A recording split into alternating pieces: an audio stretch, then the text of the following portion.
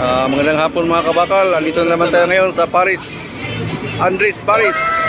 Nagkasama na naman yung mga tropang mga Wawa Loy Boys. Yan yung pagkain natin mga kabakal. Ito yung aming boss, nagpalibre na naman. Mga kabakal, kaway-kaway sa ating vlog, pre. Yan yung aming mahal na hari. Mukhang kasi na di natuloy yung di ata natuloy yung pier Di natuloy yung pier, malari.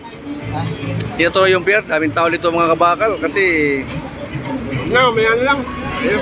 Wala na kasing ibang mapistuhan mga kabakal Pasensya na. Laki na ng gutom ko May service na yung ating tropa kaso hindi pa kami kumakain